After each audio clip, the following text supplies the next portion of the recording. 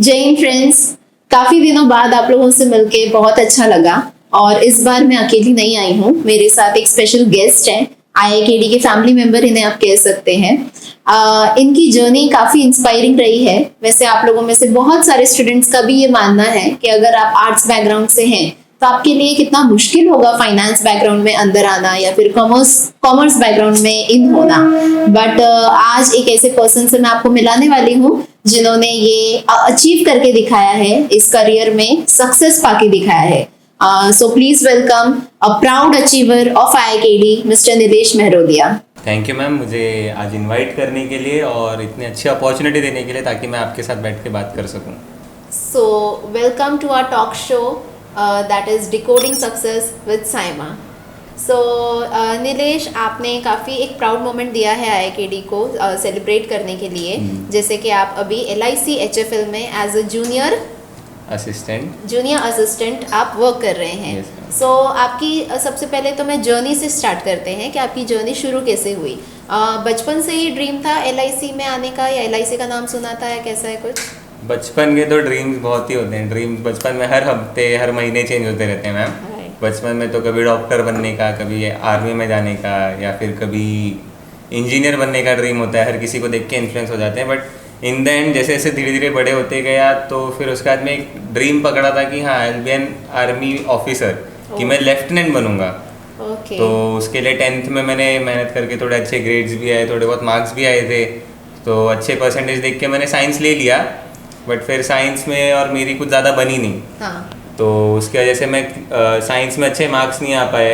और NDA के exams भी दिए थे मैंने स्टार्टिंग में, NDA के एग्ज़ाम्स भी क्लियर नहीं हुए। तो उस टाइम पे ऐसा समझ में ही नहीं आया क्या करूँ, वर्थलेस भी लगने लग गया था काफ़ी टाइम बीच में।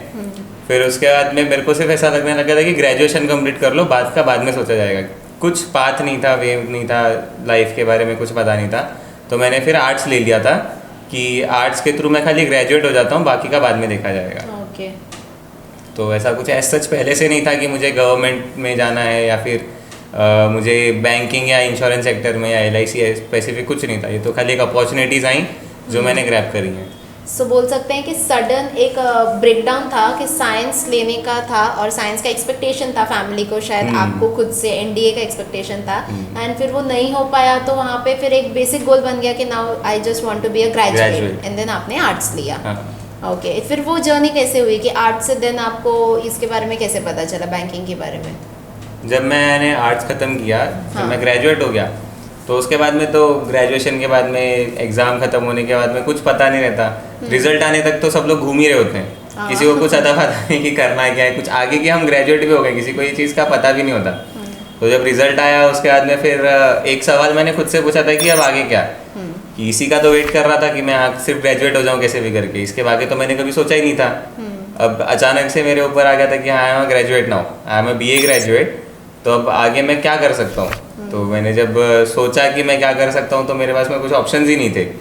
BA ग्रेजुएट या तो गवर्नमेंट उसमें जा सकते हैं, गवर्नमेंट सेक्टर्स में, या UPSC कर सकते हैं, MPSC कर सकते हैं, या फिर टीचर बन सकते हैं कहीं जाके। ये उनके बेसिक होता है कि हाँ, ऊपर से मैंने हिस्ट्री और पॉलिटी ले रखा था, ना इकोनॉमिक लिया, ना ऐसा कुछ ले रखा था, फिलोसॉफी भी नहीं ले रखी थी, साइकोलॉजी सब्जेक्ट्स भी नहीं लिए थे। मैंने खाली हिस्ट्री और ये पॉलिटिक्स सब्जेक्ट मेरे लिए थे, पॉलिटिकल साइंस। तो इसके बाद में मेरे पास ज़्यादा ऑप्शन ही नहीं बच रहे थे। तो फिर मैं सोचने लग गया कि क्या करूं। और उसी दौरान में मैं फिर पापा ने, मेरे फैमिली ने मेरे को ये चीज़ के लिए फोर्स करना चालू कर दिया कि हाँ, तो गवर्नमेंट सेक्टर में ही ट्राई कर ले। मतलब UPSC के लिए, सिविल सर्विसेज के लिए? फैमिली को थोड़ी, मेरे को भी पता नहीं था कि UPSC क्या होता है। मेरे को 15 तक तो मेरे को ये पता नहीं था कि UPSC का एक्चुअल फुल फॉर्म भी क्या है, जब तक मैं ग्रेजुएट नहीं हुआ। और उसके बाद में फिर फैमिली ने से फोर्स किया, उनको भी इतना कुछ इन डेप्थ नॉलेज नहीं है, तो उन्होंने बस फोर्स किया कि गवर्नमेंट सेक्टर में जा। तो फिर मैं खुद क्लासेस भी ढूंढने लग गया। तो मेरे को मेरे घर के पास में ही, वसई में ही IIKD मिल गया और यहाँ से फिर मैंने अपना जर्नी चालू किया था। स्टार्टिंग में जब मैं ज्वाइन किया तब मैं मोस्ट प्रोबेबली फोकस कर रहा था। मैंने आके यहाँ पे भी पूछा था कि मुझे CDS के बारे में नॉलेज था कि हाँ, वो भी एक मतलब NDA तो फेल हुआ, लेकिन आगे वापस एक अपॉर्चुनिटी थी मेरे पास में कि मैं CDS में ज्वाइन कर सकता हूँ एज अ लेफ्टिनेंट। तो मैंने यहाँ आके भी पहला क्वेश्चन यही पूछा था कि क्या CDS के लिए पढ़ाते हो क्या। तो उस टाइम पे यहाँ पे वो चीज़ अवेलेबल नहीं थी।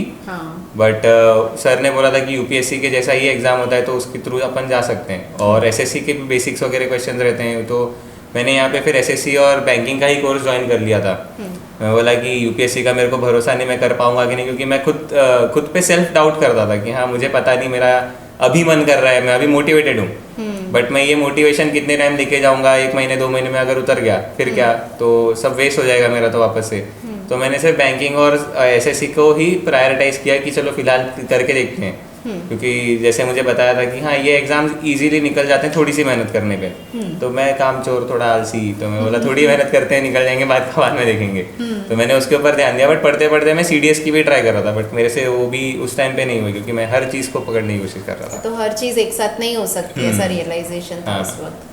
सो नीलेश, जितना मैंने अभी तक सुना तो मैं अंडरस्टैंड कर सकती हूँ कि ये चैलेंज इसलिए आया बिकॉज फैमिली में गवर्नमेंट सेक्टर से शायद कोई नहीं है या प्रॉपर गाइडेंस हमें देने के लिए नहीं है, तो नहीं पता चल रहा है कि सिविल में जाना है, सेंट्रल गवर्नमेंट में, या ऐसा ही कुछ चैलेंज है, राइट? हाँ, मतलब एज सच अभी जब तक मेरी जनरेशन और मेरे डैड की जनरेशन में तो कोई नहीं था। हाँ। उसके पहले मेरे जो दादाजी वगैरह थे वो लोग गांव से आके पहले तो गवर्नमेंट जॉब ऐसी इजीली लग जाते थे ना। हाँ। कि पहचान के थ्रू कि हाँ ये मेरे चाचा का लड़का है, ये मेरे ताऊ का लड़का है, ऐसी लगा लो, तो वैसे लग गए थे।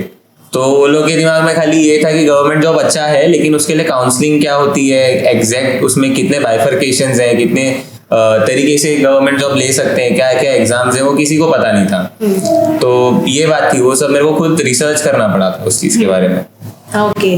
और फिर आपने IIKD, मतलब कैसे आपको IIKD के बारे में एक्चुअली कैसे पता? जब आफ्टर ग्रेजुएशन और उस टाइम पीरियड में जब मैं सोच रहा था मैं क्या करूं, तो मैं ऐसे ही ढूंढ रहा था कि गवर्नमेंट क्लासेस वगैरह कोई मेरे को जब ऐसा मिल सके तो सोशल मीडिया पे मेरे को यूट्यूब वगैरह पे वीडियोस या फिर इंस्टाग्राम पेजेस जो मैंने वसई विरार के आसपास में, मतलब मेरे घर के आसपास में फीजिबल जो मेरे को रह सके ट्रैवलिंग के लिए भी, मैंने वैसे क्लासेस ढूंढने चालू किए थे। तो मेरे को IIKD वसई विरार का इंस्टीट्यूट एक ऐसा दिखाई दिया था। तो फिर मैंने, और मेरे फ्रेंड्स भी थे यहाँ पे, तो उनके थ्रू भी मैंने इसके गुड फीडबैक सुने थे, पॉजिटिव फीडबैक्स।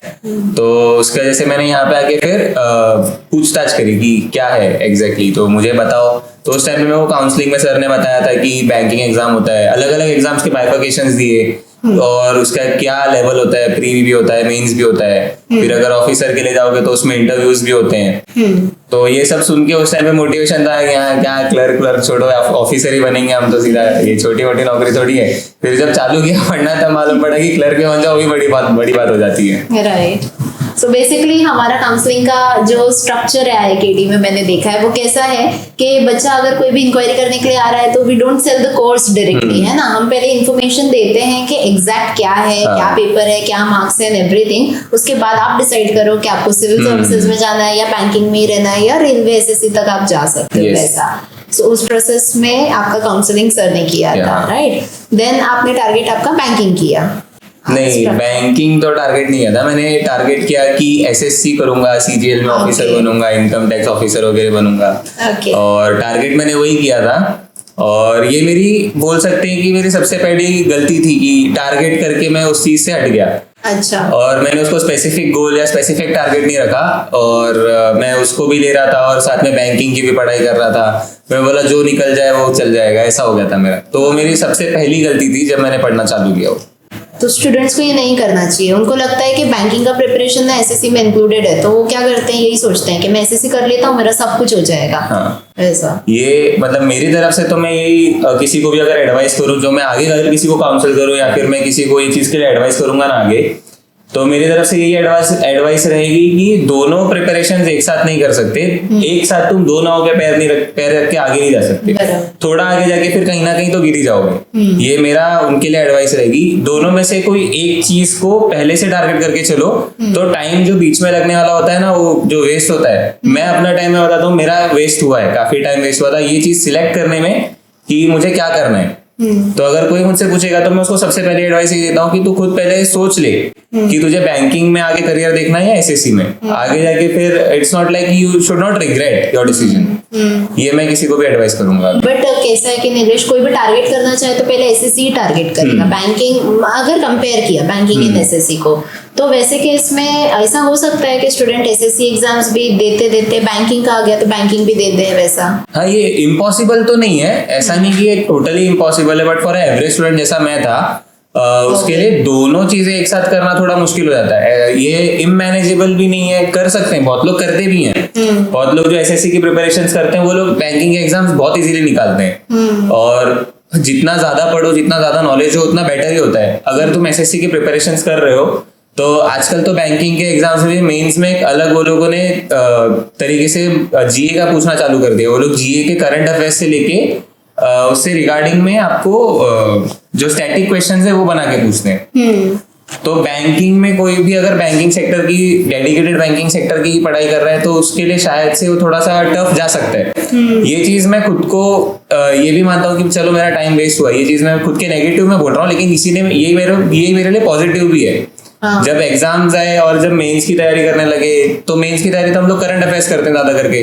हर किसी का यही पता है कि बैंकिंग का मेंस देना है, जीए देना है, तो करंट अफेयर्स कर लो, 3 महीने के करंट अफेयर्स कर लो उससे। और बहुत सारे लोग लास्ट में ही करते हैं, तो उसमें से भी बहुत सारे क्वेश्चंस नहीं आते। जो मोस्ट ऑफ क्वेश्चंस, जो मेजर चंक ऑफ क्वेश्चंस आजकल बैंकिंग एग्जाम्स में जीए में आ रहे हैं, वो स्टैटिक पार्ट से आ रहे हैं। तो वो एसएससी वालों को ज्यादा हेल्पफुल रहता है। और मैंने पहले जो मेरा बोल रहा था मेरा टाइम वेस्ट, तो वो टाइम वेस्ट नहीं, मेरा एक तरीके से इन्वेस्ट हुआ था, जो मेरे को अभी मालूम पड़ा। ये टाइम पे, जो ये टाइम फ्रेम में मैंने एग्जाम्स दिए जो मेरे निकले हैं अभी, जो इंटरव्यू में आपने क्वेश्चन आंसर्स दिए वो भी, प्लस मेरे एग्जाम्स में जीए में भी, उसमें जीए में भी वो लोग स्टैटिक क्वेश्चन ज्यादा डाल के पूछते हैं। तो वो मेरा स्टैटिक बेस जो मैं एसएससी के टाइम पे पढ़ रहा था वो मेरा क्लियर था। स्टैटिक बेस मेरा एसएससी के टाइम पे, मैं सीडीएस भी दे रहा था तब भी क्लियर था। तो वो मेरे को काफी हेल्प किया और मेरे एग्जाम्स उसकी वजह से निकले हैं। जहाँ पे बाकी लोग उस चीज में स्ट्रगल कर रहे थे, तो मेरा भली एक आध सब्जेक्ट में 2-4 मार्क्स पीछे रह गए, जैसे इंग्लिश में मैं कभी पीछे लैग कर गया हूँ या कॉन्ट्स में पीछे रह गया, तो मेरा जीए में जहाँ बाकी लोगों ने लैग किया वहां पे मेरा प्लस पॉइंट मिल गया मेरे को स्टैटिक की वजह से। ऑलराइट। सो नीलेश, कैसा है कि आपकी जो तैयारी है वो आपने ग्रेजुएशन के बाद तुरंत शुरू की, करेक्ट, आईआईकेडी से।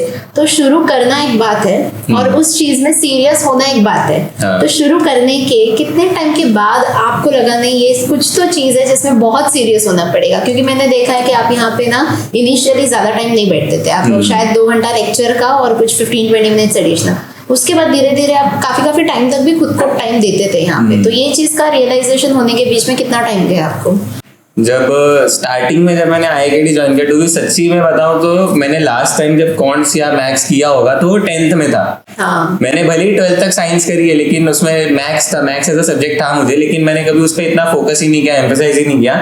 12th तक तो मैं खाली मजे मार रहा था, यहाँ वहाँ घूमते रहता था। जैसे ही पास हो गए भगवान की दुआ से, वैसा हो गया था मेरा। तो इसकी वजह से मैंने साइंस चेंज कर दी थी स्ट्रीम ही।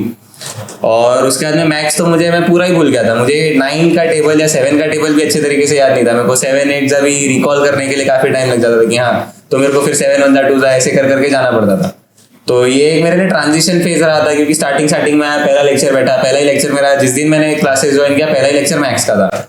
और पहला ही लेक्चर मैथ्स का था, तो उस टाइम पे जो फ्लो में चल रहा था वो उस तरीके से कैचअप हुआ। सर ने मेरे को काफी हेल्प किया था, बेसिक से भी जो सम करा रहे थे उन्होंने वो तो कराया, लेकिन उन्होंने बार बार आके मुझे पूछा कि कुछ समझ रहा है कि नहीं समझ रहा है। लेकिन वो ऐसा लगता था ना कि अगर मैं अभी बोलूंगा तो सबका टाइम वेस्ट होगा। और बहुत ऑकवर्डनेस लगता है कि भाई अगर मैं बोलूंगा तो लोग बोलेंगे कि इसको तो इतना भी नहीं आता।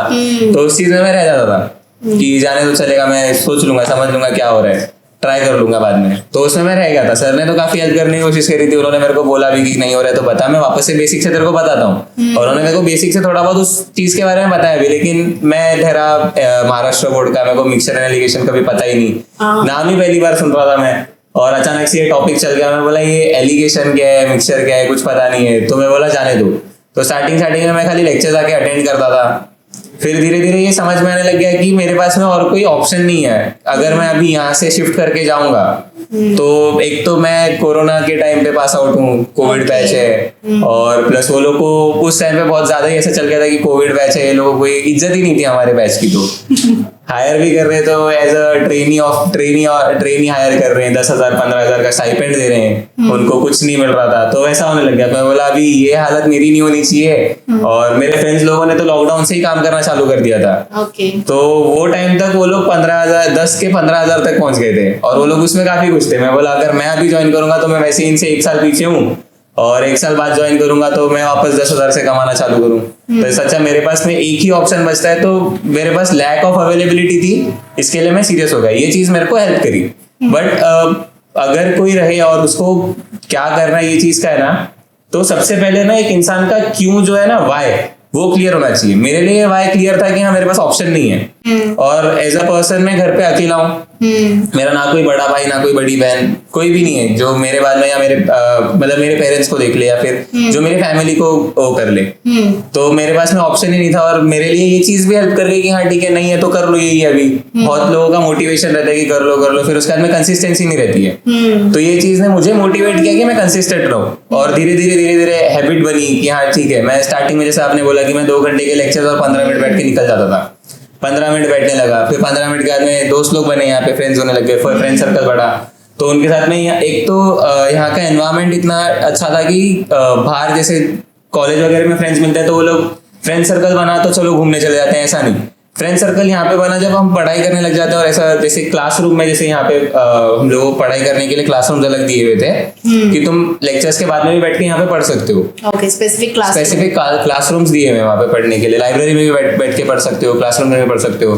तो यहाँ पे फ्रेंड सर्कल बनाना तो वो लोग इस चीज के लिए कभी एंकरेज नहीं करते थे कि चल घर जाते हैं या फिर घूमने चले जाते हैं। यहाँ के फ्रेंड सर्कल ने मुझे एंकरेज किया कि चला जा साथ में पढ़ने बैठते हैं। तो 15 मिनट का कब 2 घंटा हुआ, कभी 3 घंटा हुआ, मुझे मालूम भी नहीं पड़ा। और एट अ टाइम एक टाइम तो अभी ऐसा आने लग गया था कि मैं सुबह आके शाम को 8 बजे 9 बजे भी घर जा रहा था और मेरे को तब भी ऐसा लग रहा था कि मैं कम पढ़ रहा हूँ दिन में। ओके, सो धीरे धीरे इंटरेस्ट खुद ब खुद इतना जाग जाता है कि सुबह 10 से रात के 7-8 बजे तक टाइम ही नहीं पता चलता था। ऑलरेडी स्टूडेंट को ये दिमाग में ले लेना चाहिए कि मैं जॉब कर रहा हूँ, उस वे में निकल जाओ। सुबह 10 बजे नौकरी के लिए निकलते हैं वैसे, और लंच और सब लेके निकलो और शाम को 7 बजे घर काम से छुट के घर जाते हैं वैसे, घर चले जाओ और उसके बीच में अपनी पढ़ाई हो जाती है आपकी वैसा। सो आप दिल्ली से हो, राइट? सो ये भी तो एक कॉन्सेप्ट होता है ना दिमाग में, कह रहे गवर्नमेंट जॉब है ना, घर से हो जाएगा, इंस्टीट्यूट लगवाने की क्या जरूरत है। तो इस चीज को, ये चीज कभी दिमाग में आई नहीं, मतलब किसी ने बताया नहीं? ये चीज पे मैं खुद को मतलब बताता हूँ कि अगर घर से ही होता तो इंस्टीट्यूट बनते ही नहीं थे। और ऐसी बात है कि अगर ऑनलाइन पढ़ना है तो बहुत लोग ये चीज कर लेते हैं, ऐसा नहीं कि ये पूरी तरीके से ही नहीं है। But for a student like me जिसका ज्यादातर पढ़ाई लिखाई में ज्यादा इंटरेस्ट पहले नहीं था, तो क्या भरोसा कि अगर उसको ऑनलाइन इंस्टीट्यूट भी दे दो तो पढ़ने ही वाला है। जब हम लोग के ऑनलाइन लेक्चर्स हुआ करते थे तो मैं फोन चालू करके हम लोग सब बैठ ही जाया करते थे या तो फिर सो जाते थे। मैं तो खुद फोन चालू करके वहाँ पे लेक्चर चालू रहते थे और हम लोग सो जाते थे। सुन रहे होंगे सर और मैम कॉलेज के, कौन सा कॉलेज? विवा कॉलेज। कोई बात नहीं, उनको पता है, उनको पता था, उनको तो जाके ही बता दिया था कि फिर उसके बाद में। लेकिन ऑनलाइन में आपको जो पर्सनल टच होता है, एक इमोशनल क्वोशंट होता है कि आप कनेक्ट कर पा रहे हो।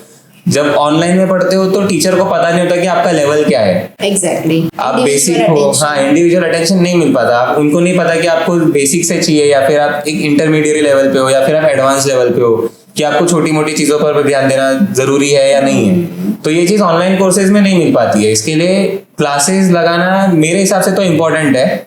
इसके लिए मैंने डायरेक्ट क्लासेस ही लगाई थी, मैंने ऑनलाइन कोर्सेज बाय ही नहीं किए थे, क्योंकि मुझे पता था मैं ऑनलाइन कोर्सेज अगर बाय करूंगा और वहां पे मुझे अगर कुछ चीज समझ में नहीं आ रही है तो वहाँ पे अगर वहाँ पे 2500 बच्चे बैठे हुए हैं वो ऑनलाइन कोर्स देखने के लिए, तो 2500 लोगों के डाउट सॉल्व करते करते मेरा डाउट कहाँ गुम हो जाएगा सर को पता भी नहीं चलेगा।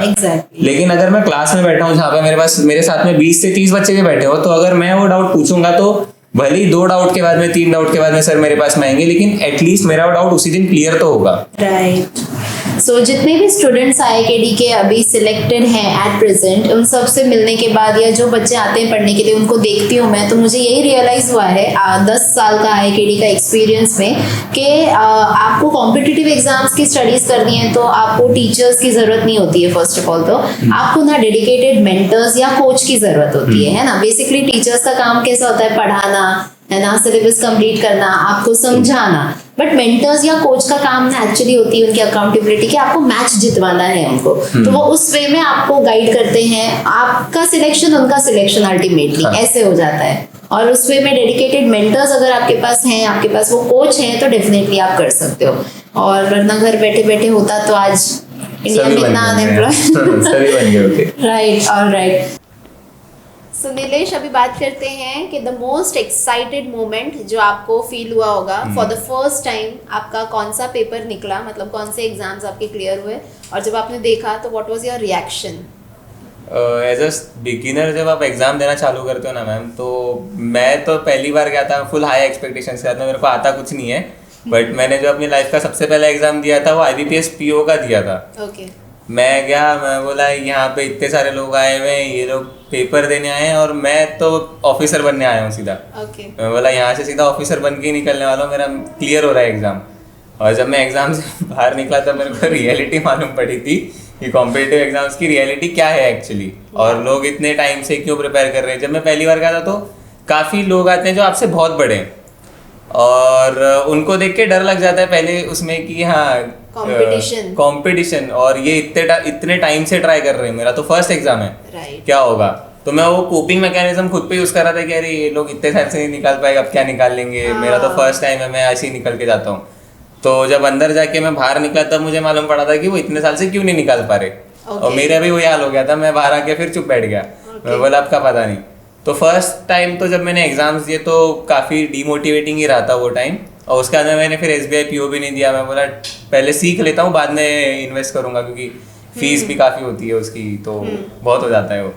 तो फिर नेक्स्ट ईयर जब मैंने एग्जाम देने चालू किए थे तो मेरा सबसे पहले एग्जाम जो निकला था वो मेरा RRB क्लर्क निकला था। RRB क्लर्क का प्री निकला था, और उस साल मेरा RRB क्लर्क भी निकला, IBPS क्लर्क और SBI क्लर्क, ये तीनों एग्जाम्स के प्री निकले थे। ओके। और मेंस में कुछ ना कुछ चैलेंज आ रहा था? मेंस का चैलेंज आ रहा था क्योंकि स्टार्टिंग में जब मैं प्रिपेयर करने लगा तो मुझे पहले तो कुछ ही नहीं पता था। फिर जब मैंने एग्जाम्स दिया तो मुझे मालूम पड़ा कि हाँ प्री का लेवल क्या होता है, तो उस लेवल के हिसाब से मैंने प्रिपेयर करना चालू किया। और उसी टाइम पे मैं SSC के भी एग्जाम दे रहा था, CGL वगैरह, तो मेरा दोनों तरफ फोकस था। तो मेरे को पता ही नहीं था कि मेंस का मुझे कितना फोकस करना है या कितनी पढ़ाई करनी है, उस चीज़ के बारे में मैं ज़्यादा उस पर नहीं था। और उस टाइम पे मेंस के टाइम पे ही SSC के एग्जाम्स बीच बीच में आ रहे थे, तो मैं इतना डेडिकेटेडली, मेरे को पता नहीं था कि मेरे को दोनों में से क्या करना है, तो मैं दोनों में फंसा हुआ था कि क्या करूँ क्या नहीं करूँ, तो ऐसा हो जा रहा था। फिर मेंस में मेरे को उस टाइम पे जब मैंने मेंस बैठा और मेंस के एग्जाम दिए तो उस टाइम में मेरे को मालूम पड़ा कि मेंस का लेवल क्या है एग्जाम में, और फिर मेंस के लेवल के हिसाब से कितना पढ़ना है। और तो फिर मैंने पढ़ना चालू किया था, और उस टाइम पे फिर मेरा मेंस तो क्लियर नहीं हुआ था कोई भी। यही चीज़ हम समझ पा सकते हैं कि एक तो आपके लिए, एक तो मुंबई के स्टूडेंट्स जो सोचते हैं अरे हो जाएगा, है ना, यही था स्टार्टिंग में। एंड देन जब आप सेंटर पे जाते हो, वहाँ पे आप अलग अलग तरह के लोगों को देखते हो, कुछ एक्सपीरियंस हैं, कुछ आपसे छोटे हैं, कुछ बहुत लोग आपसे बड़े हैं, तो वो आपके लिए डिमोटिवेटिंग फैक्टर भी हो जाता है। बट एक बार अगर आपका एक क्लर्क निकल गया तो टाइम टू टाइम आप अच्छे से फोकस करोगे, अपने फोकस को बढ़ाओगे तो और क्लर्क निकल सकते हैं। और अगेन लेकिन क्लर्क निकलने के बाद अगर वापस वो एटीट्यूड आ जाए कि हाँ मेरा तो निकल रहा है ना, ऑल प्रीज आर गेटिंग क्लियर्ड, तो फिर नहीं, आपको मेंस के लिए और स्पेशल फोकस करना है, डबल मेहनत करनी है। करेक्ट, इन शॉर्ट वैसा। ऑलराइट, देन आपका जो पहला इंटरव्यू था वो कौन सा इंटरव्यू था? पहला इंटरव्यू के पहले तो मेंस ही बचे अभी मैम। तो कैसा हुआ कि जब मेरे बहुत सारे एग्जाम्स नहीं निकले थे उस टाइम पे, मेरे सारे ही नहीं निकले, बहुत सारे क्या कुछ ही नहीं निकला था, मेंस दे के भी वापस आके वही होने लग गया था कि नहीं हो रहा। और फिर उसके बाद में फिर ये साल, ये तो मैं पिछले साल की बात कर रहा था, ये साल का स्टार्टिंग में मैंने खुद को ये चीज़ मतलब एनालाइज किया। दिसंबर के बाद में जनवरी में मैंने खुद को टाइम दिया था कि हाँ क्या करना है, ये चीज़ के ऊपर मैं सोचने लगा। तो ये चीज़ मुझे गाइडेंस मिली यहाँ पे सर से, जो और भी फैकल्टीज थे उनसे भी, कि जो भी है ये मेरे पास में जो यहाँ पे फ्री टाइम जो है ना, लोग बोलते हैं कि हाँ अभी एग्जाम्स खत्म हो गए, अब एग्जाम्स नहीं है, SBI का एग्जाम जो कि शायद सबसे लास्ट आता है तो वो खत्म हो गया, तो उसके बाद में एग्जाम नहीं है ऐसा लोगों को लगता है। बट मेरे हिसाब से द रियल एग्जाम उस टाइम पे ही चालू होता है, जो रियल प्रिपरेशन है उस टाइम पे चालू होती है। तो मैंने खुद को ये बताया कि ये 6 महीने जो है मेरे पास में, ये 6 महीने में अगर मैंने प्रिपरेशन कर ली तो अगले 6 महीने मुझे कुछ करने की जरूरत नहीं है।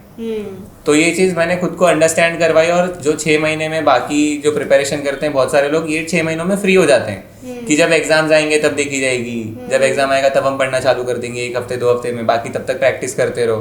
तो ये 6 महीने में मैंने खुद को ये चीज़ में मोटिवेटेड रखा कि नहीं, मोटिवेटेड प्लस कंसिस्टेंट कि नहीं मुझे करना है। मैं रोज के टारगेट्स बना के आता था, मैंने रोज की डायरी लिखनी चालू कर दी थी, जैसा सर ने बताया था, मुझे यहाँ पे बताया था कि रोज की डायरी लिखो तो तुम्हें पता होगा कि तुम कितना कर रहे हो दिन में, और एट द एंड देखो कि तुम सच्ची में उससे सेटिस्फाइड हो कि नहीं, कि तुमने दिन भर में क्या क्या किया उससे तुम खुद सेटिस्फाइड हो कि नहीं। मैं खुद की टू डू लिस्ट बनाता था।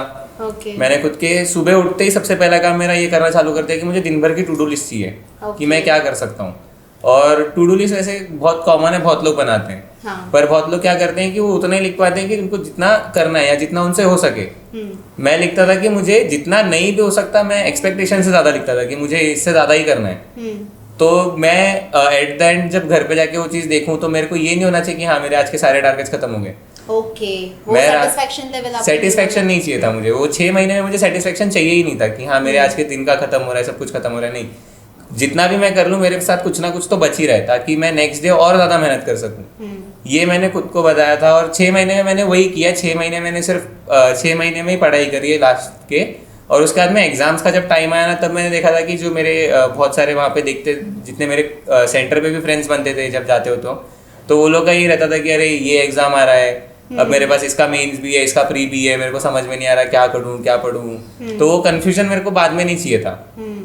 तो इसके लिए वो 6 महीने जो मैंने पढ़ा था, 6 महीने मैंने डेडिकेटेड पढ़ाई करी। मैंने मेंस को भी टाइम दिया, मैंने प्री को भी टाइम दिया। मैंने हफ्ते में 3 दिन मेंस कर रहा था, 3 दिन प्री कर रहा था और फिर 1 दिन मेंस का मॉक भी लगा रहा था। सातों के सातों दिन मैंने खुद को बिजी रखा उसमें, तो ताकि मेरे को 6 महीने बाद जब एग्जाम चालू हो अगस्त में, तब मेरे को इतना प्रॉब्लम ना हो। तो जब और उसका रिजल्ट मेरे को एग्जाम्स के टाइम पे मिला, तो जब एग्जाम चालू हुए तो मेरे ये टाइम के ऑलमोस्ट सारे एग्जाम निकले फिर, क्योंकि मेरे को उस प्री के लिए वापस जाने की जरूरत नहीं थी कि प्री का वापस से मेरी स्पीड पकड़ो, या मेंस के लिए इतना फोकसली मेरे को जिस टाइम पे मेरे को जीए करना है। जब मेंस निकल जाता है ना तो बहुत लोग कंफ्यूज होते हैं कि अब मैं करूँ क्या, जीए करूँ, रीजनिंग करूँ, कॉन्ट्स करूँ, इंग्लिश करूँ, किस चीज के बारे में पढ़ाई करूँ।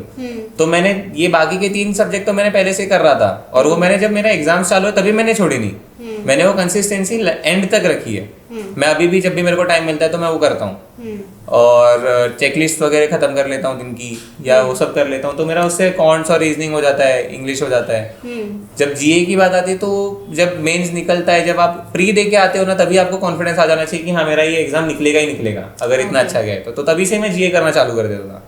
और मतलब प्री देने के बाद से ही जीए करना आप स्टार्ट कर देते। हाँ, जब प्री देते थे तभी कॉन्फिडेंस आ जाता है। अगर तुमने इतना टाइम, मैंने तो काफी टाइम दिया था, हाँ। इतना टाइम प्रिपेयर कर लिया है, इतना खुद पे कॉन्फिडेंस है। जब 6 महीने की जो प्रिपरेशन थी ना, इसमें मेरे को और कॉन्फिडेंस आ गया था कि कोई भी एग्जाम आने तो मैं निकाल लूंगा। तो ये कॉन्फिडेंस, जब तुम एग्जाम दे के आते हो तो ये कॉन्फिडेंस मेरे को और आता था कि हाँ ये अच्छा गया है तो मेरा निकल ही जाएगा। तो ऐसा होने लग गया था। तो उसके बाद में फिर मैंने जैसे ही प्री दे के आता था, उसी दिन मेरे को पता चल जाता कि मेरा रिजल्ट पॉजिटिव आने वाला है, और मैं तभी से ही जीए करना चालू कर देता था। All right. So Nilesh, again coming back to our question कि सबसे पहला इंटरव्यू आपने कौन सा दिया और उसके रिजल्ट्स कैसे थे, क्या रिएक्शन था तभी? मतलब ये तो बोलते बोलते मैं क्वेश्चन ही भूल गया था एक्चुअली। सबसे पहला इंटरव्यू अगर हम देखने जाए तो मेरे लाइफ का सबसे पहला इंटरव्यू तो IIKD में ही था।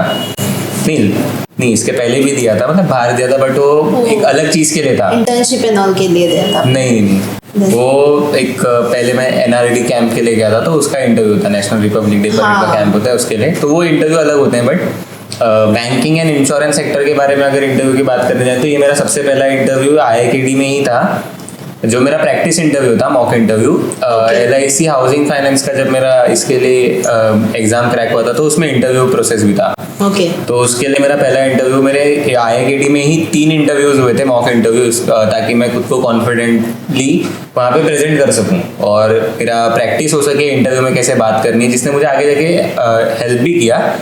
और उसके बाद में मेरा वो पहला इंटरव्यू लाइफ का जो किसी मेरे जॉब के लिए था, और पहला इंटरव्यू मैंने क्रैक किया, और अभी मैं वहीं पे काम भी कर रहा हूँ। और उसके बाद में अभी तो मैंने और भी 2-3 इंटरव्यूज दिए हैं। और उसके बाद में मैंने इंडियन बैंक LBO का भी इंटरव्यू दिया है, NIACL AO का भी इंटरव्यू दिया, और ECGC PO का भी इंटरव्यू दिया। Okay, wow. सो ये एक बहुत बड़ा अचीवमेंट बोल सकते हैं कि आपने इतना पेशेंटली प्रिपेयर किया खुद को। And if I am not wrong तो नीलेश को 8 एग्जाम्स लगे पहला क्लर्क निकालने के लिए, 8 क्लरिकल एग्जाम इनका निकला, and I think around 4th mains वाला निकला ना, उसका ही हाफ, चौथा मेंस, क्योंकि LIC का हुआ था मेंस, तो वो निकला। एंड पहला इंटरव्यू जो इन्होंने अटेंड किया और पहला इंटरव्यू क्रैक हुआ, है ना। सो रिजल्ट वाले दिन जब LIC HFL का रिजल्ट आउट हुआ तो what was the feeling at that time? मतलब जब मैं इंटरव्यू देके निकला था ना, तब वो एक पॉजिटिव एनर्जी आती है कि हाँ, अच्छा, जैसे मैं इंटरव्यू के पैनल से उठ के बाहर निकला, मैं केबिन से बाहर निकला था ना, तो वो एक पॉजिटिव एनर्जी थी कि हाँ अच्छा गया है, हाँ I am hoping for the good, बाकी जो होगा देखा जाएगा, पर मेरा बहुत अच्छा गया है। जब वहाँ पे टाइम भी मैं जब भी मैं इंटरव्यू जाता हूँ ना, अब तो इतना आदत हो गया है कि जब भी इंटरव्यू जाता हूँ तो मैं अपनी घड़ी में देखता रहता हूँ कि हाँ मैं ये टाइम पे अंदर गया हूँ, मैं कितने टाइम बाद बाहर आ रहा हूँ। ओके, तो टाइम के ऊपर से मैं खुद को जज करता हूँ कि कितना अच्छा गया, मतलब कैसा लंबा इंटरव्यू है तो अच्छा गया, अच्छा गया। ओके, ताकि उनको मेरे से बात करने में मजा आ रहा था, तब उन्होंने मेरे को वहाँ पे बिठा के रखा। Okay. नहीं तो मैं बहुतों को देखता हूँ कि उनको 2 मिनट में ही उनका इंट्रोडक्शन भी नहीं लेते और सीधा वापस भेज देते हैं। ओके, तो ये एक चीजें हैं जो लोग नहीं कर पाते वहाँ पे जाके। हाँ तो मेरा इंटरव्यू, मैंने अभी तक जितने इंटरव्यूज दिए, मेरा ऑन एन एवरेज टाइम 12 से 15 मिनट कम से कम हर इंटरव्यू में गया है मेरा। Okay. मेरा सबसे कम टाइम मेरा LIC में ही गया था। वो लोगों ने मेरा 13 मिनट का इंटरव्यू लिया था। ओके, 13 मिनट में मैं बाहर आ गया था, बाकी हर जगह मेरे 15-15 मिनट के या उसके पार गए, ऐसे गए इंटरव्यूज। ओके। फैमिली रिएक्शन आपका? फैमिली रिएक्शन तो मतलब मेरा तो रिएक्शन ऐसा था कि मेरे को पहले से लग रहा था कि हो जाएगा, बट देन टू जब रिजल्ट आया तो एक बहुत बड़ी चीज होती है कि Yes. इतना नेगेटिव रिजल्ट्स Yes. कि नहीं हो रहा, सॉरी, वो जब लिख के आता है ना कि you have not been selected for the तो मतलब लगता है, बुरा लगता है, लेकिन उस चीज के एक हैबिटेट हो जाते हो कि ठीक है कितने, लेकिन वो एक कंफर्ट जोन बन जाता है बहुत लोगों का कि हाँ ठीक है नहीं होने वाला है। तो वो चीज़ नहीं होनी चाहिए किसी के साथ में भी, कि कंफर्टेबल अगर तुम किसी चीज़ के लिए अगर इतना हो रहे हो और उस चीज़ में अगर तुम कहीं पे भी रुक के कंफर्ट हो गए ना, तो तुम वहाँ पे रह जाओगे। तो वो एक स्टक पॉइंट हो जाता है। तो वो चीज़ हो रही थी, लेकिन मैं उसमें कंफर्टेबल नहीं था, कि अच्छा नहीं लग रहा था। लेकिन जब ये पहली बार आया ना कि हाँ you have been selected and you have been selected for so and so post in LIC HFL और इन सो एंड सो ऑफिस, वो मेल भी आया तो मेरे को बहुत अच्छा लगा। मैं उसी दिन घर पे मिठाइयाँ भी लेके गया, तो पापा को बताया कि पापा LIC HFL का रिजल्ट निकल गया। पापा ठीक थे, हाँ बोले ठीक है अच्छा है और ट्राई कर, क्योंकि ये है तो LIC HFL कंपनी अच्छी है, लेकिन उनको चाहिए कि ऑफिसर बनोगे, उनको थोड़ी क्या क्लेरिकल लेवल पोस्ट थोड़ी। जब मैंने पहली घर में बोल के रखा है तुम्हारा बेटा ऑफिसर है, तो वो यही चाहते हैं कि ऑफिसर ही बने, तो ये सब नहीं। दे आर हैप्पी कि तू अभी काम कर रहा है, ग्रोन की तू अभी अलग ट्रांजिशन हो गया तेरे लाइफ का, अलग से स्टूडेंट से एक प्रोफेशनल बन गया है। बट वो चाहते हैं कि मैं आगे और ग्रो करूं। मैं अभी नहीं तो ये चांस होता है बहुतों का कि जब पैसे अर्निंग चालू हो जाती है ना, इसीलिए मैंने पढ़ाई के साथ में कभी जॉब नहीं किया था, कि अगर मुझे अर्निंग वापस चालू हो जाती तो मैं पढ़ाई से डिस्ट्रैक्ट हो जाता। करेक्ट। तो वो टाइम पे मेरा मोटिवेशन और कंसिस्टेंसी का मोटिवेशन यही था कि मेरे पास कुछ नहीं है, मेरे को मेरी फैमिली को संभालना है। और जॉब पे लगने के बाद में भी मेरे लिए ये पॉजिटिव है कि मेरी फैमिली इतनी खुश नहीं है अभी तक कि हाँ उनको जो चाहिए था वो मैं अब तक अचीव नहीं कर पाया हूँ या मैं सक्सेस नहीं हो पाया हूँ। तो ये चीज़ मुझे और अभी मोटिवेट करती रहती है कि मुझे और कुछ करना है। तो मैं यहाँ पे भी कंफर्टेबल नहीं हूँ। That is a very good point जो निदेश ने बोला, जैसे कि अभी यहाँ पे भी वो सेटिस्फाइड नहीं है और मतलब वो आप देते रहने वाले हो, बिकॉज आपके पास एज है, he is very young right now, तो एज है, अवेलेबिलिटी है, लाइफ लॉन्ग वैलिडिटी तो है ही IIKD की, और जो रिसोर्स है वो रिसोर्स है उनके पास, गाइडेंस है, मटेरियल है, अलग अलग वेबसाइट से बार बार नोटिफिकेशंस आते रहना, यू नो, मतलब आपके पास एक स्ट्रैटेजिकली टीम है जो आपको बार बार गाइड करती है कि ये वैकेंसी आ गई है, इसका रिजल्ट आ गया है, इसका एडमिट कार्ड आ गया है, इस तरह का आपके पास सोर्स है। तो डेफिनेटली आप कर सकते हो and I wish you all the best. जो भी आपने एग्जाम दिए हैं, अभी रिजल्ट आने बाकी हैं, एक तो ECGC का इंटरव्यू अभी देने वाले हो, शायद वीडियो आ जाए तब तक आपका हो जाएगा, इसलिए मैंने बोला कि दे दूंगा, या हो जाएगा। तो I wish you all the best. अच्छा नीलेश, आपने बातों बातों में बताया कि ये 3 दिन प्रीलिम्स एंड 3 दिन मेंस ऐसा कुछ आप करते थे, या फिर आप यहाँ पे कुछ एक्टिविटीज़ वगैरह करते थे, इंटरव्यू देते थे, मॉक, तो मतलब ये क्या है? मैंने देखा है कि फैकल्टीज भी आपसे करवा के लेते हैं, उनका एक पर्टिकुलर मेथड है या कुछ वे है, तो वो क्या है, मतलब कैसे होता है? मैं जिस क्लासेस में पढ़ रहा हूँ IIKD में, उनका खुद का एक कास्मे करके एक मेथडोलॉजी है, जिससे वो अगर तुम्हारा एग्ज़ाम नहीं भी निकले ना, क्योंकि गवर्नमेंट एग्जाम्स में वैकेंसीज ही बहुत कम निकल रही हैं आजकल। हाँ। लाखों बच्चे फॉर्म भरते हैं, या 1000 या 100 वैकेंसीज, कभी कभी तो 40 और 20 वैकेंसीज भी निकलती हैं। हाँ। उसके लिए भी 10 लाख 20 लाख फॉर्म्स आ रहे हैं। हाँ। तो ऐसे टाइम्स पे ये चीज़ की पॉसिबिलिटी ज़्यादा होती है कि तुम्हारा शायद ना हो, तुम केपेबल भी हो लेकिन कोई और तुमसे ज़्यादा मेहनत कर रहा है और कोई और तुमसे ज़्यादा केपेबल है, तो उसका निकल जा रहा है। तो ये चीज़ पे सेटबैक काफ़ी हो जाते हैं कि हाँ मुझे नहीं करना और मैं आगे परस्यू नहीं करना चाहता, मैं अभी कितने टाइम तक करूँ, इससे अच्छा मैं कहीं और जाके जॉब कर लूँ। तो ये एक चीज़ आती है, बहुत लोगों के मन में आती है। तो ऐसा नहीं होना चाहिए आगे जाके कभी लाइफ में कि तुम यहाँ से निकले और तुम एप्लीकेबल भी नहीं हो एम्प्लॉयबिलिटी के लिए। हाँ। तो यहाँ पे जब हम पढ़ाई कर रहे हैं, तो उस टाइम के बीच में हमारी जो एक्टिविटीज़ होती हैं, डिबेट वगैरह, कॉम्पिटिशन या फिर पब्लिक स्पीकिंग, तो वो एक काइंड ऑफ कॉन्फिडेंस बूस्ट करता है। बहुत लोगों को लगता है कि ये किसी काम का नहीं है, ये एग्जाम में किस काम का या किस काम का, बट एक एट द एंड की एक बच्चे को खाली एग्जाम ही नहीं निकालना, उसको अपनी लाइफ में भी आगे बढ़ना है। एग्जाम निकाल के वो चलो क्लरिकल लेवल पे कहीं बैठ जाएगा, क्योंकि क्लरिकल लेवल में इंटरव्यूज नहीं होते, वो कहीं बैठ गया, लेकिन उसका सबसे मेन काम जो क्लरिकल लेवल पे होता है कस्टमर इंटरेक्शन। जब वो किसी से बात ही नहीं कर पा रहा, या वो खुद एक इंट्रोवर्ट पर्सन है, जब उसका खुद से वो खुला ही नहीं है वो किसी के साथ में बात करने के लिए, तो वो कैसे एक अच्छा एम्प्लॉयर, कोई अच्छा एम्प्लॉयबल पर्सन बनेगा। तो यहाँ पे जो एक्टिविटीज़ थी वो काफ़ी हेल्प करती हैं लोगों को, ताकि वो लोगों के सामने बात कर सकें, पब्लिक स्पीकिंग, एक पब्लिक फिगर बन सके, ताकि जब वो बात करें तो लोग उनको सुने। ये कॉन्फिडेंस बच्चों में देना या वो सब कुछ यहाँ की बहुत सारी एक्टिविटीज़ होती हैं, वो चीज़ वो बच्चों में डेवलप करता है। और जो 3 दिन मेंस 3 दिन प्री का जो मैंने बताया था, वो चीज़ का मुझे फैकल्टीज़ ने सजेस्ट किया था कि if you are trying to कि ये साल तुम्हारा एग्ज़ाम निकल जाए और तुमको जॉब चाहिए, तो सिर्फ प्री पे फोकस करके मतलब नहीं है।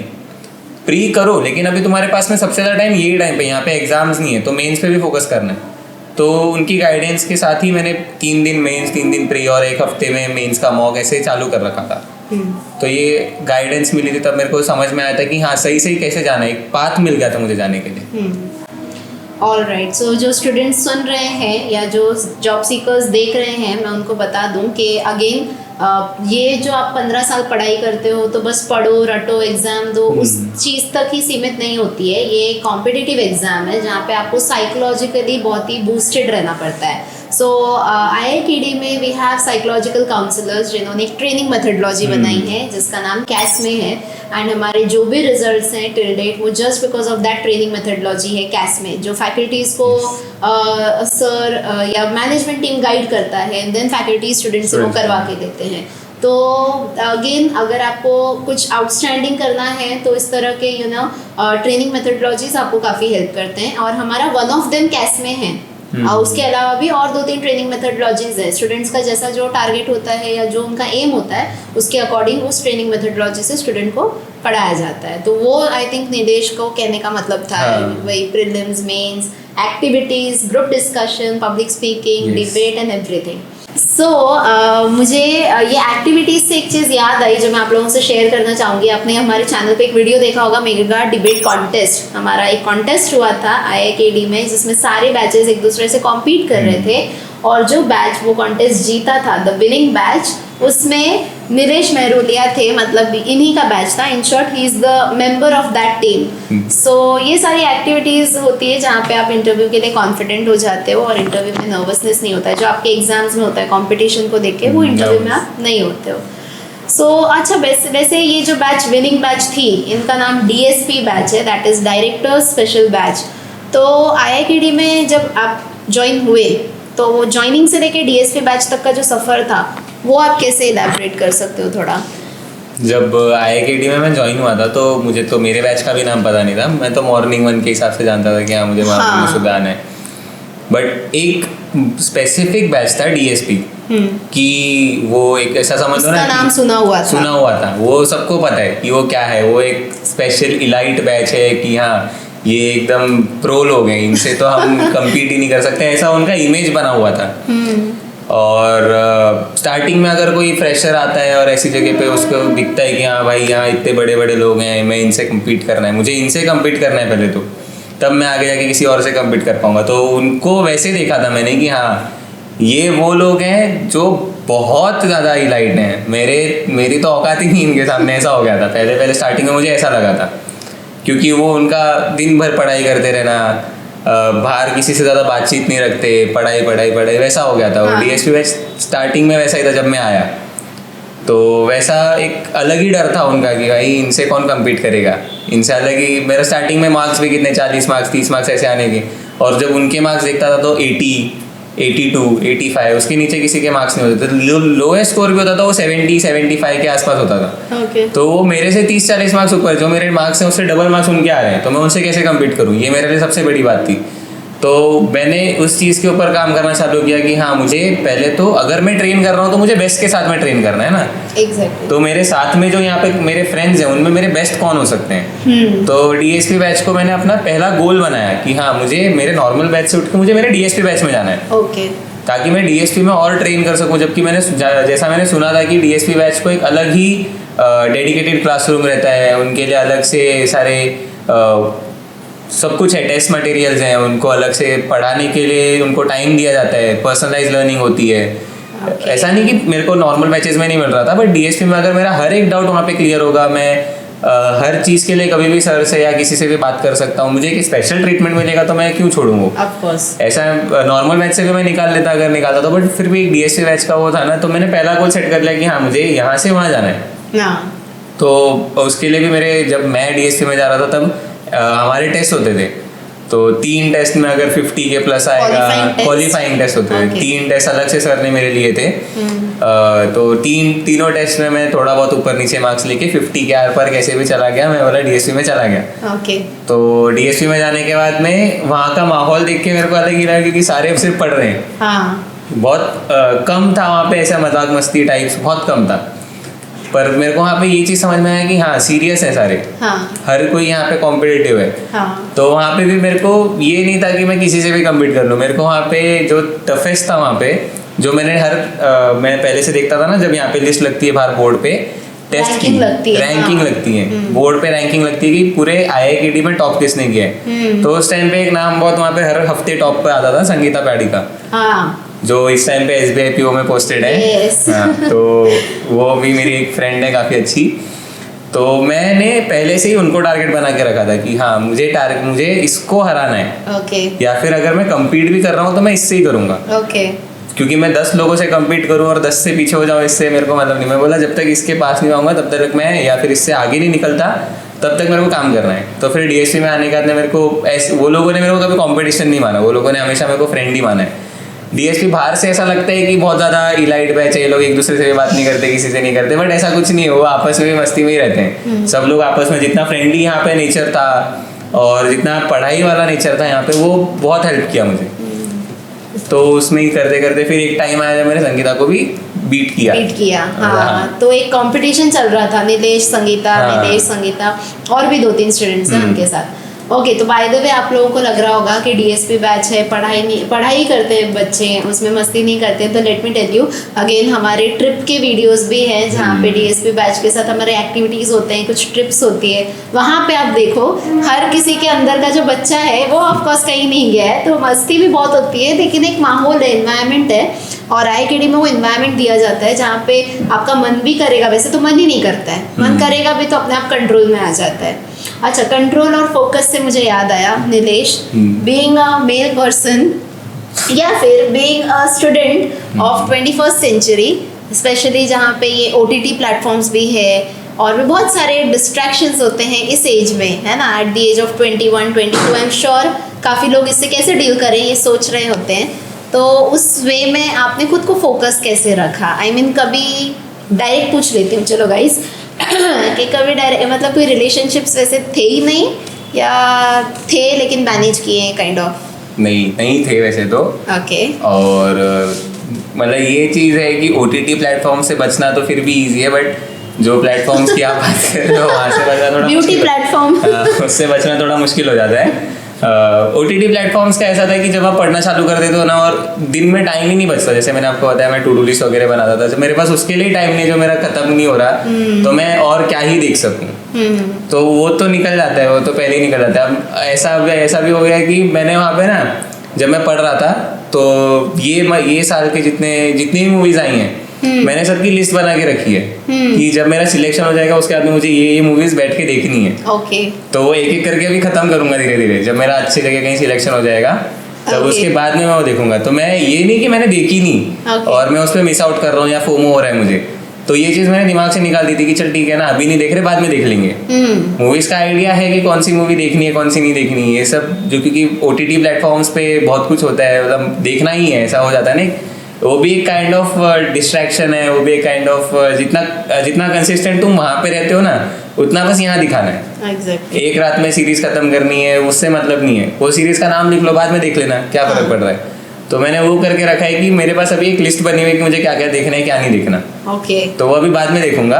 अभी तक कुछ अभी फिलहाल PO के इंटरव्यू पे अगेन इंटरव्यूज पे ध्यान देना है, फोकस है। ओके। और जो दूसरा डिस्ट्रैक्शन था उसमें कभी आप इन्वॉल्व हुए या नहीं? नहीं होने फ्रेंड्स का। काफ़ी थे बट वैसे वाले फ्रेंड्स कोई नहीं बन। कोई नहीं बने। नहीं। और खुद को आपने कंट्रोल किया वैसे, या कभी गया ही नहीं ध्यान उसमें? इन शॉर्ट नहीं मतलब ध्यान तो नहीं, मतलब ऐसा तो नहीं, बट वो लग बोल सकते हैं कि नहीं हुआ। ध्यान डिस्ट्रैक्ट ही नहीं हुए, लेकिन अच्छा लग बोल सकते हैं। हाँ हाँ, ये लक से मुझे और एक पॉइंट याद आता है, जहाँ पे स्टूडेंट्स बोलते हैं या काफ़ी पेरेंट्स को मैंने ये बोलते हुए सुना है कि मैडम रहने दो, वो तो किस्मत की बात है, गवर्नमेंट जॉब मिला तो मिला, नहीं तो नहीं। तो इसका क्या आपका ओपिनियन है? बिकॉज अभी आप ऑलरेडी जॉब कर रहे हो, LICHFL आपने क्रैक किया है, तो उसमें आपको क्या लगता है, लक फैक्टर रहता है या it's all about hard work? नहीं, अभी जब आप हार्डवर्क करो तो 90% हार्डवर्क, 10% लक तो हर जगह लगता है। एग्जैक्टली। हर चीज़ के लिए आपको लक लगता है, ये थोड़ा बहुत तो, बट ये ना एक छूटने का सेंटेंस बना लिया है बहुत लोगों ने कि हाँ मुझसे नहीं हो रहा तो लक है यार, एक्सक्यूज है ये। हाँ। कि ऐसा हो गया है कि ओपन कास्ट में हूँ तो नहीं हो सकता। कास्ट का भी बहुत ऐसा एक्सक्यूज होता है कि हाँ मैं तो ओपन से हूँ, मेरा नहीं होने वाला था, क्या से होगा। बट ये बाय द वे आप कौन से कास्ट से हो? ओपन? जनरल से हैं गाइस, राइट। बट मैं लोगों को ये चीज़, बहुत लोगों को, स्टूडेंट्स को भी ये चीज़ क्लियर नहीं है, जो एस्पिरेंट्स अभी बैठ रहे हैं, जो एग्ज़ाम देते हैं, उनको भी ये चीज़ क्लियर नहीं है कि एक डेडिकेटेड कोटा होता है हर चीज़, हर कास्ट के लिए एक अलग कोटा रहता है, उनकी अलग सीट्स रहती हैं अवेलेबल। तो जब जैसे हम जनरल वाले हैं, हम सिर्फ जनरल में ही कम्पीट करेंगे। एग्जैक्टली। SC वाले सिर्फ SC में ही कम्पीट करेंगे, ST वाले सिर्फ वहीं कम्पीट करेंगे, कोई हमारी सीट्स नहीं खा रहा, नहीं खाता है। तो हमारा कंपटीशन हमारी कास्ट में ही है या वैसा ही है। हाँ। और ये जो है कि लक नहीं था, हुआ तो हुआ, नहीं हुआ तो नहीं हुआ, ये खाली एक एक्सक्यूज है। एग्जैक्टली। अगर ट्राई करेंगे तो सब हो सकता है। मतलब आप हार्डवर्क करो तो लक आपको फॉलो करेगा, हार्डवर्क नहीं रहेगा तो कुछ नहीं क्या, एक 1100 नारियल क्या, कितनी चादरें क्या, कुछ काम नहीं करता है। करेक्ट ना? All right, okay.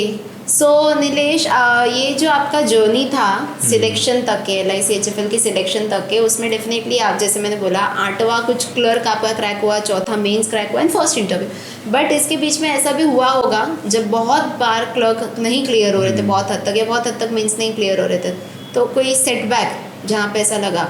और एक चीज़ इनके बारे में बता दूं कि ये सिंगल चाइल्ड भी हैं, मतलब जैसे इन्होंने बताया कोई भाई बहन भी नहीं है, तो एक ये भी चीज़ होती है कि मुझे इमीडिएटली या जल्द से जल्द होना है अपने पैरों पे खड़ा, सो दैट मैं अपनी फैमिली को आगे देख सकूं। एंड गर्ल्स के लिए फिर भी कहीं ना कहीं थोड़ा एक इंडियन फैमिलीज का सपोर्ट रहता है, बट बॉयज़ के लिए ना वो इमीडिएट प्रेशर आ जाता है आफ्टर ग्रेजुएशन, है ना?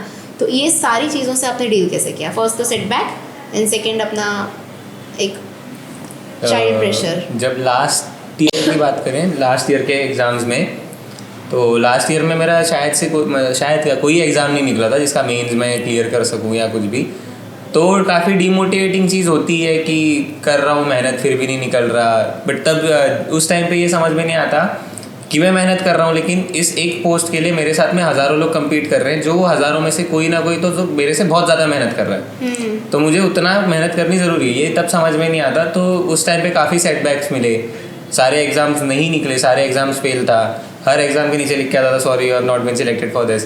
तो बुरा लगने लग गया था। तो उस टाइम पे मेरे को ये सोचने लग गया था कि काफ़ी एज भी हो रही है, मतलब कि अब मैं सिंगल सोल चाइल्ड हूँ, मेरे घर पे कोई और सपोर्टिंग नहीं है, मेरा कोई बड़ा भाई नहीं है या कोई नहीं है। तो अब it is a high time कि मैं छोड़ दूँ, प्रिपरेशन छोड़ दूँ और फिर सिर्फ जाके अभी कहीं ना कहीं जॉब ढूंढ लेता हूँ। बट फिर मेरा दिमाग वही स्ट्राइक करता था कि मेरे दोस्त लोग मुझसे 3 साल आगे हैं, मैं फिर उनसे 3 साल पीछे जाके ज्वाइन करूँगा।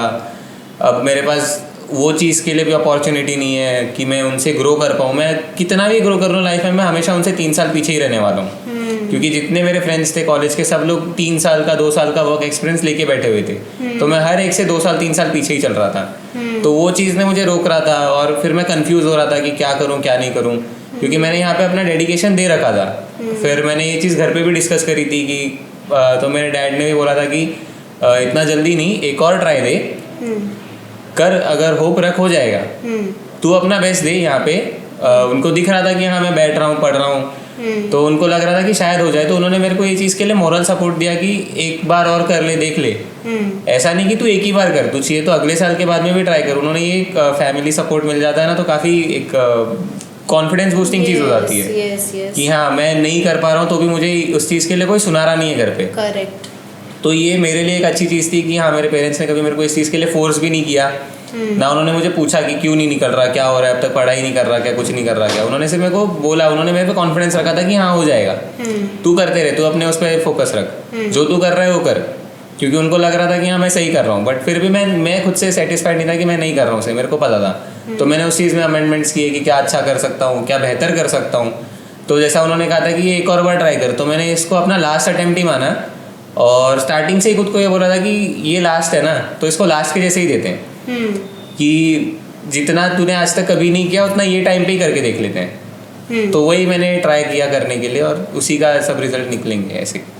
तो वो जो लास्ट आपने दिया वो बेस्ट निकला कहीं ना कहीं। हाँ, मैंने उसको वैसे ही देने की कोशिश करी कि हाँ अगर ये लास्ट है तो ऐसा नहीं ना कि चल ठीक है दे देता हूँ, अगर हुआ तो हुआ, नहीं हुआ तो नहीं हुआ, क्या फ़र्क पड़ रहा है, इसके बाद में कहीं ना कहीं और लगना ही है। ये एक मेंटेलिटी होती है और दूसरी मेंटेलिटी होती है कि लास्ट है ना, तो लास्ट में इसके बाद में मैं ये करने ही नहीं वाला हूँ, तो बेस्ट दे के निकलता हूँ यहाँ से।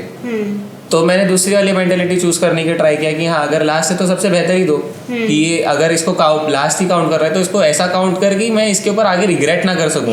कि इन फ्यूचर अगर मैं कहीं पे भी हूँ तो इन फ्यूचर मेरे को ये नहीं होना चाहिए कि लास्ट अटेम्प्ट था, शायद से थोड़ी और मेहनत करता तो निकलता।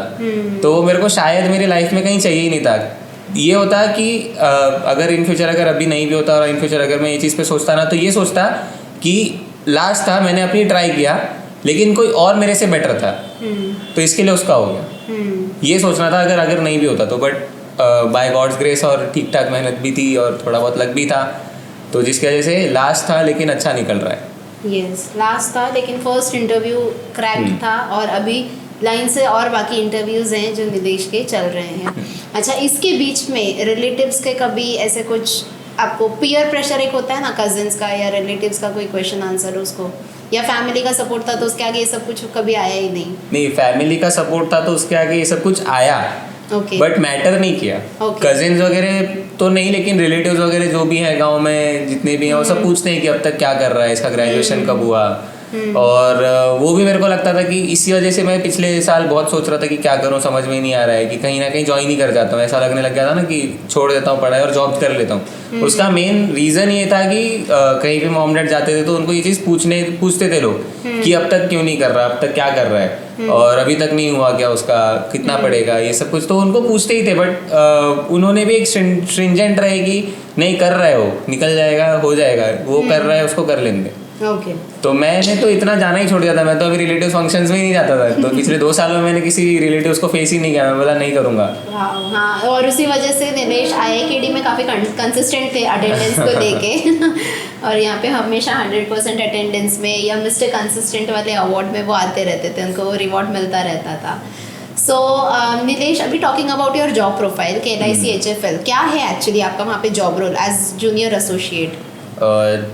LIC हाउसिंग फाइनेंस तो जैसे एक कंपनी है जो NBFC है, जो लोगों को हाउसिंग लोन्स ही प्रोवाइड करती है। और वहाँ पे मेरा जॉब रोल ऐसा है कि जब कोई नए लोग आते हैं तो कस्टमर हैंडलिंग भी करते हैं कभी कभी, और उनसे बातचीत करना और उन्हें बताना कि LIC क्यों बेटर है। क्योंकि कंपटीशन में बहुत सारी अदर कंपनीज हैं जो उनको कोई और भी पर्क्स दे रहे हैं या कुछ और कर रहे हैं, तो उनको ये चीज़ बताना कि LIC हाउसिंग फाइनेंस उनके लिए क्यों ज़्यादा बेटर है बाकी कंपनियों से रिगार्डिंग। तो वो एक जॉब प्रोफाइल हो गया। फिर जब एजेंट्स भी होते हैं हमारे साथ, उनके साथ कोऑर्डिनेट करके उनसे मार्केटिंग में फाइल्स लेके आना, और जब फाइल्स यहाँ पे आती हैं तो फाइलों को चेक करना कि सारे डॉक्यूमेंट्स प्रॉपर हैं या नहीं है। सारे डॉक्यूमेंट्स को देखना, जिसको हम वहाँ पे क्रेडिट अप्रेजल बोलते हैं। क्रेडिट अप्रेजल, CKYC ऑफिसर या फिर क्रेडिट ऑफिसर। तो वो जॉब प्रोफाइल पे मैं वहाँ पे काम कर रहा हूँ एज ऑफ नाउ।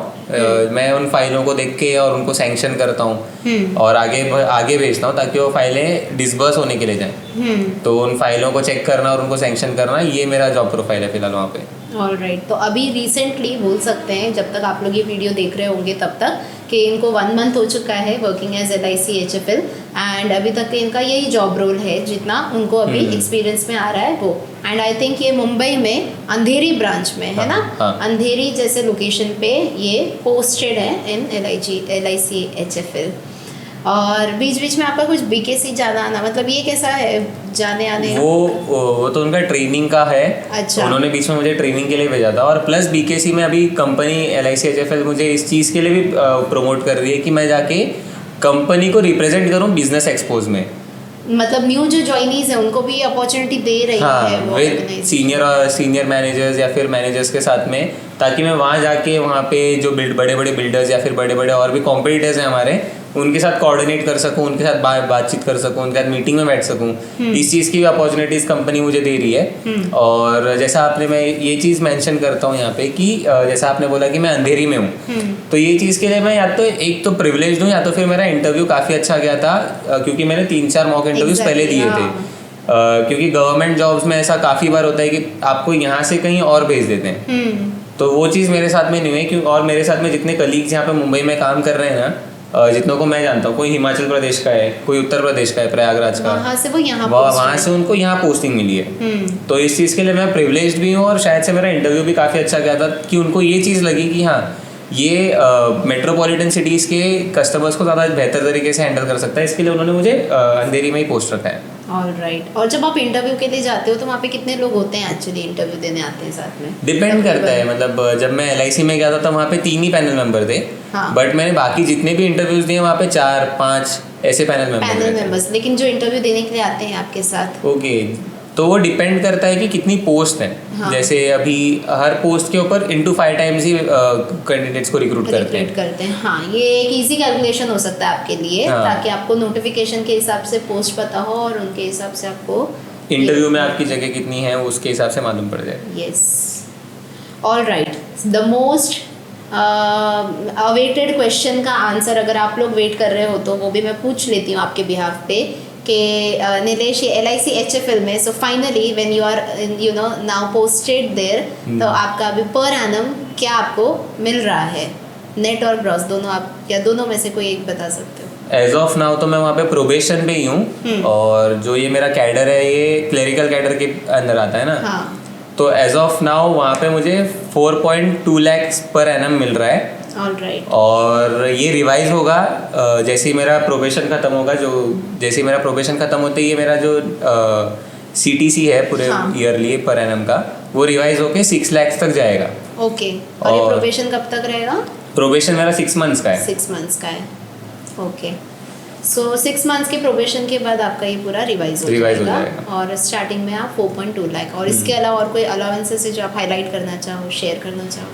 अलाउंसेस तो जो गवर्नमेंट हर अपने एम्प्लॉय को देती है, HRA वगैरह। एज ऑफ नाउ मैं प्रोबेशन पे हूँ, इसके लिए मेरा DA नहीं है, लेकिन जैसे ही प्रोबेशन खत्म होगा तो उसमें DA भी ऐड होगा, और भी मेरे डियरेंस अलाउंस ऐड होगा, और प्लस मेरे फूड कूपन्स वगैरह, ट्रैवलिंग एक्सपेंसेस, वो भी वो कंपनी ही बेयर करेगी। राइट। सो हर कोई जो चाहता है कि उनका खाने का, उनका आने जाने का, सब कुछ उनका रहने का, सब अगर आपकी कंपनी प्रोवाइड करे तो अभी से मेहनत करना शुरू करो। एंड मुझे कांटेक्ट करना मत भूलना, बिकॉज मैं चाहती हूँ कि मैं इसी तरह से आपका सक्सेस डिकोड करूँ एक दिन बैठ के यहाँ पे। For sure. So definitely do contact the given number there. All right, so Nilesh, आपके काफ़ी फेलो क्लासमेट्स हैं जो आपको अभी सुन रहे हैं। ऑल्सो बहुत सारे ग्रेजुएट्स हैं जो आपको देख रहे हैं, जो ग्रेजुएशन के बाद इस तरह से करना चाहते हैं या नहीं करते हैं because of some fear of government job, या मे बी कॉम्पिटिशन, या मे बी एनीथिंग। तो जितना भी आपका एक्सपीरियंस रहा है उस हिसाब से आप क्या मैसेज देना चाहोगे जो आपके क्लासमेट्स को हेल्प करेगा, या हर एस्पिरेंट को, हर जॉब सीकर को हेल्प करेगा, या हर ग्रेजुएट को हेल्प करेगा? सबके लिए मैं एक स्पेसिफाइड इन जनरल मैसेज देना चाहूँगा कि जैसे स्टार्टिंग में जब आप प्रिपरेशन चालू करो ना, तो यू शुड नॉट की बी लाइक कि हाँ मैं सिर्फ पढ़ लूँ, देखता हूँ क्या होगा। सबसे पहले आपका वाई क्लियर होना बहुत ज़रूरी है, जो मैंने पहले भी मेंशन किया कि जब आपका वाई क्लियर होगा ना कि आपको क्यों करना है, तो आपको एक अंदर से मोटिवेशन आएगा कि हाँ मुझे कंसिस्टेंट रहना है, कि मुझे ये चीज़ चाहिए थी, और उस वाई को आप एक बुक पे लिख लो कि मुझे क्यों करना है। एक बुक के ऊपर, जिस भी बुक पे आप प्रैक्टिस करो उसके हर पेज पे या फिर उसके टॉप में हेडिंग ही लिख लो कि मैंने ये चालू क्यों किया था। और जब भी आप डीमोटिवेट हो कि हाँ पता नहीं हो रहा है कि नहीं हो रहा है या नहीं कर सकता, तो उस दिन वो बुक खोलो और उस क्वेश्चन को खुद से बार बार पूछ लो कि अगर नहीं कर सकता था तो ये पहले से क्यों लिखा, ये क्यों किया, और अगर तूने किया है, स्टार्ट किया है तो खत्म भी कर, बीच में मत छोड़। डोंट बी अ कावर्ड, यहाँ पे डरपोक मत बन। अगर तूने इस चीज में घुसा है तो पूरा कर। ये चीज मैं खुद को बोलता था अभी तक कि है तो कर, आया है तूने यहाँ पे अपना टाइम दिया है, टाइम इन्वेस्ट किया है, तो उस चीज को उस टाइम का इन्वेस्टमेंट का गेन भी ले। और ऐसा नहीं कि जब आप टाइम इन्वेस्ट करो तो वेस्ट ही जाता है। आप जितने टाइम यहाँ पे रहो, अगर कोई इतने मन से नहीं भी पढ़ता है ना तो भी उसको थोड़ा बहुत तो पढ़ाई होती ही है। वो अपने आप जितने उसके फेलोमेट्स हैं उनमें काफियों से कम हजारों लोगों से वो आगे पहले से बन जाता है। और बस उसको थोड़ी और मेहनत करनी है। If you are not even studying that much ना, जैसे हम लोग, मैं बोलता हूँ कि जैसे डीएसपी में बहुत लोग 8-8 घंटे 9-9 घंटे पढ़ रहे हैं। अगर आप उतना नहीं भी पढ़ रहे हो, आप सिर्फ 1 घंटा 2 घंटा 3 घंटा भी निकाल रहे हो ना दिन का, तो भी आप ऐसे बहुत सारे लोगों से आगे हो जो दिन का 1 घंटा 2 घंटा भी नहीं पढ़ पा रहे, या फिर जो पढ़ ही नहीं रहे, जो खाली ऐसे ही जा रहे हैं एग्जाम देने की, चलो भर के देख लेते हैं क्या हो रहा है। तो अपने आप को कभी पीछे मत समझो, हमेशा ये समझो, हमेशा उनको देखो कि तुम किन से आगे हो, बट कम्पीट उनसे करो तो तुमसे बहुत आगे हैं। हाँ। जिनको तुम टॉपर मानते हो या जिनको तुम अपना आइडल मानते हो कि हाँ मुझे इनके जैसा बनना है या ये करना है, तो उस चीज को, जिस फील्ड में तुम हो ना, उस फील्ड से किसी एक को पकड़ो और उसके बाद कम्पीट करना चालू कर दो कि हाँ मुझे इससे कम्पीट करना है। जब तक मैं इससे कम्पीट नहीं करूंगा तब तक मुझे नहीं मतलब शांति नहीं मिलेगी। I want be comfortable in this, satisfied नहीं होना है। और जब भी कभी मतलब ऐसा लगे ना कि डीमोटिवेट हो रहे हो, तो उनको देखो, तुम ये चीज सोचो कि you are in front of so many people, तुम उनसे काफी आगे निकल चुके हो अभी तक। और कंसिस्टेंट रहो, बस यही एक लास्ट मैसेज की कंसिस्टेंसी इज द की। आप हफ्ते में 3 दिन पढ़ोगे फिर अगले हफ्ते छोड़ दोगे पूरा, वो कुछ मतलब का नहीं हो। 3 दिन पढ़ा हुआ किसी मतलब का नहीं रहेगा। आपको सब कॉन्सेप्ट आएंगे, बट जो स्पीड चाहिए, जो एक्यूरेसी चाहिए, जो मेंटल प्रेशर, जो टाइमर का प्रेशर वहाँ पे हैंडल करना है, वो चीज़ आपको डेली प्रैक्टिस, डेली टाइमर के साथ में प्रैक्टिस करना, और हर चीज़ बार बार करते करते ही आएगी। एक टाइम आएगा जब आप लोग करते करते इस चीज़ के हैबिचुअल हो जाओगे कि क्वेश्चन पढ़ते ही आपको पता है कि कौन से टाइप का पजल है या इसमें कितने लोग होंगे। पढ़ते ही आपको सीधा वहाँ पे पजल बनाने के लिए आपका हाथ उठता है। तो ये प्रैक्टिस से ही आएगा, वरना अगर आपकी प्रैक्टिस नहीं रहेगी, आपको पता होगा कि पजल कैसी बननी है, लेकिन फिर भी बहुत टाइम लग जाएगा उस चीज़ को। जहाँ पे जो रेगुलर प्रैक्टिस कर रहा है वो उस चीज़ को 2.5 मिनट में कर लेगा, आपको 4.5 मिनट लगेंगे, 3 मिनट लगेंगे। तो हर 1 सेकेंड वहाँ पे इंपॉर्टेंट है। तो daily practice is the key. सो जितना मैं समझ पाई नीलेश के मैसेज को, तो यही मैं समझ पाई कि प्रैक्टिस, स्ट्रैटेजी एंड कंसिस्टेंसी। तो डेफिनेटली इसमें से आप प्रैक्टिस हो सके उतना शायद घर पे करोगे या फिर खुद से करने की कोशिश करोगे, लेकिन स्ट्रैटेजी के लिए और कंसिस्टेंसी के लिए, स्ट्रैटेजी कोई आपको बना के दे, आपको बताए, आपको गाइड करे, एंड कंसिस्टेंसी की कोई आपके सर पे हमेशा हो कि नहीं आज इतना करना है, आज ये करना है। जैसे नीलेश ने बीच में ही बताया इंटरव्यू में, इनकी डायरी राइटिंग होती है, चेकिंग होती है, प्लान्स होते हैं, तो ये सारी चीज़ें होती हैं। तो जिसके लिए आपको डेफिनेटली हेल्प लगेगी, ज़रूरत पड़ेगी, एंड आपको कांटेक्ट करना चाहिए आपके नियरेस्ट ब्रांच या नियरेस्ट ब्रांच ऑफ IIKD में या फिर आप ऑनलाइन, बहुत सारे स्टूडेंट्स हैं जो ऑनलाइन भी हमें कांटेक्ट करते हैं। तो definitely we are there to guide you. And मैं शॉर्टली नीलेश को थैंक यू बोलना चाहूँगी कि अभी नया जॉब है और काफ़ी शेड्यूल इनका बिजी चल रहा है, उसके बीच में से आप आए, आपने टाइम दिया, बहुत सारे मैसेजेस दिए, बहुत सारी स्ट्रैटेजीज पता चली नीलेश की। So thank you so much for that. I wish you again all the very best. जो भी आपने इंटरव्यूज़ अभी देने का प्लान किया है इन फ्यूचर, उसके लिए भी। एंड ये तो बस एक फर्स्ट इंटरव्यू था नीलेश के साथ, और ऐसे बहुत सारे सक्सेस स्टोरीज हम डिकोड करने वाले हैं। So to watch more episodes of decoding success with Saima, please subscribe the channel अगर अभी तक नहीं किया है तो। और ये जो इन्होंने अभी बात की, बहुत लोगों तक पहुंचना ज़रूरी है। सो आप शेयर कीजिए जितना हो सके उतना अपने फ्रेंड्स, फैमिली ग्रुप में। एंड ऑफ कोर्स वीडियो को लाइक करके कमेंट मेंशन करना मत भूलना। आप कमेंट डालो, फीडबैक डालो अपना, और आगे कुछ पॉइंट रह गया होगा या आप जानना चाहते हो कुछ अपने क्वेश्चंस, तो आपके लिए मैं हूँ ना क्वेश्चंस पूछने के लिए। So please drop your comments. Alright, thank you very much. See you again in the next video.